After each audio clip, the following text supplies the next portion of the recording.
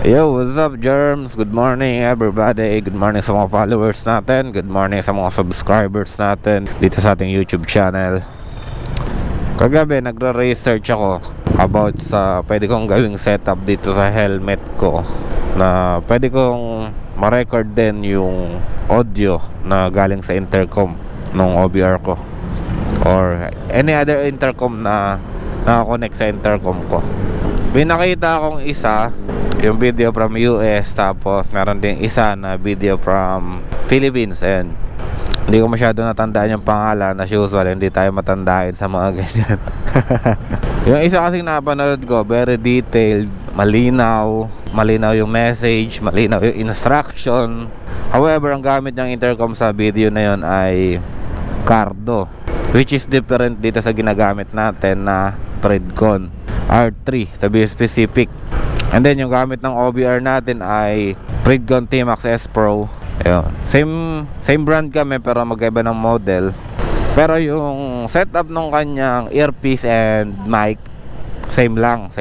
Magkaiba ng quality pero same lang ng structure. Okay, balik tayo dun sa setup nung napanood natin from US. Nasa description yung mga item na ginamit niya, which is from Amazon. Tapos sinubukan ko hanapin siya dito sa local seller natin or local online shop natin na Lazada and Shopee. Nakita ko siya dun sa Shopee kasi ginamitan ko siya ng Google Lens. Dinownload ko yung picture from Amazon, and then after ko ma-download, ginamitan ko siya ng Google Lens. Luckily, lumabas naman siya dito sa Shopee na order ko na. And then biglang pumasok sa isip ko kaninang umaga, compatible ba? Same ba ng structure yung earpiece niya tsaka microphone from Cardo? Ngayon nung chinek ko, magkaiba. So dali-dali ako, kinancel ko yung mga in-order ko. Kinancel ko siya kasi hindi ko rin naman magagamit, sayang naman. Medyo pricey yung isang item. Yung isang item okay naman. Medyo nalungkot ako kasi gusto ko sana talagang gawin yung setup na yon para pag nagra-ride kami ni OBR, mare-record ko din yung audio niya. So dead end na yun sa akin, yung setup na yun, yung napanood ko from US. Meron din ako napanood na local vlogger natin dito sa Pilipinas, kagaya natin, nag-uumpisa pa lang din siya. Moto vlogger din siya, kaya ayun, suportahan natin yung mga kagaya natin na nag-uumpisa pa lang sa moto vlogging. Syempre alam natin yung sitwasyon nila. So ipa-flash ko na lang dito sa screen yung ano niya, yung channel niya. So ang ginawa niya, parang binaypass niya yung microphone. May gamit siyang splitter. So from my original mic na nakasaksak dito sa mic adapter natin, yung GoPro mic adapter natin, naglagay siya ng splitter doon para sa microphone. And then yung isa, itong regular mic ko na ginagamit, and then nag-add siya ng additional mic na isasaksak niya doon sa splitter. And then yung mic, itatapat niya doon sa speaker ng Predcon, which is very simple way, or ano ba tawag natin to, diskarte. Okay naman, yung sample audio niya okay naman, goods naman.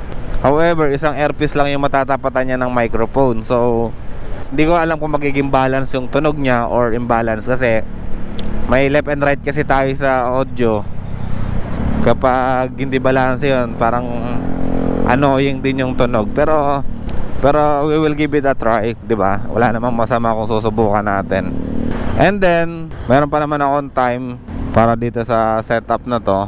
Siguro sa other time magre-research ulit tayo ng iba pang way, kasi ito, isang way na to, maaaring meron pa tayo makitang ibang way na baka mas madali, or baka merong compatible setup yung Predcon. Ayun, tatanungin pa natin yung Predcon kung meron na silang ganong setup. Yung earpiece kasi ng Predcon, nakadirect siya dun sa saksakan. Nakadirect siya.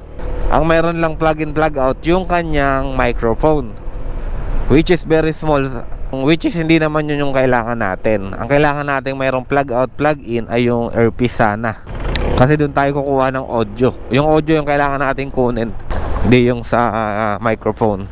So ayun yung plan natin. Lulusot ba ako dyan? Lulusot tayo dyan. Ayun yung plan natin. Mag-i-inquire tayo sa Pridcon Philippines kung ano yung possible setup na pwede natin gawin. Kung wala silang maibigay sa atin, kukunin natin yung setup nung isang motovlogger na napanood natin. Kagayahin natin yun. And then kung hindi naman siya umobra, hanap tayo na ibang paraan. Ang importante, makuha natin yung goal natin. Kahit ano pa mang hindrance yung madaanan natin, kailangan makuha natin yung goal natin. Ang goal natin, ma-record natin yung audio ng backride natin or yung co-rider natin na nakakabit sa intercom natin.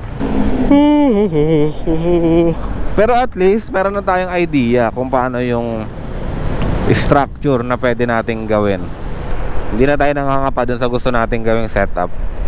Pero sayang din yung Pridcon no? Sana ganun yung naging setup niya dun sa earpiece niya tsaka sa microphone niya. Sana plug in plug out yung nagawa nila. Kapag nagawa ko na yung project na to, kapag naging okay na siya, i-share ko na lang sa inyo yung panibagong setup natin.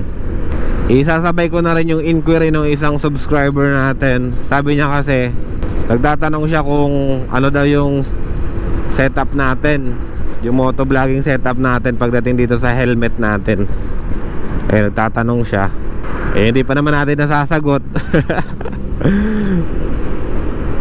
Akala ko si Don Pag medyo marami na tayong time, kapag medyo marami na tayong time, lahat ng inquiries ninyo sa comment section, kaya sasagutin natin yan para makatulong sa inyo yung channel natin. Ngayon kasi meron lang tayong isang araw na day off. Minsan hindi pa natin nagagamit.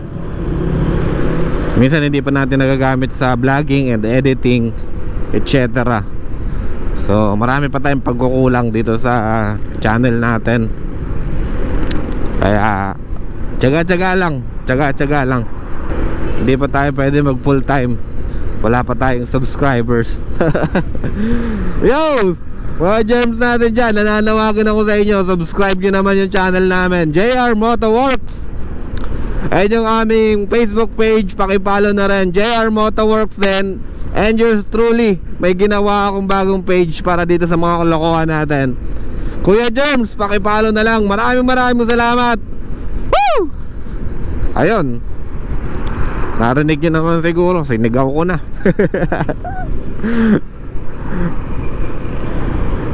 Kidding aside, maraming salamat sa mga supporters natin. Maraming salamat sa mga walang sawang sumusuporta dito sa mga social media accounts natin.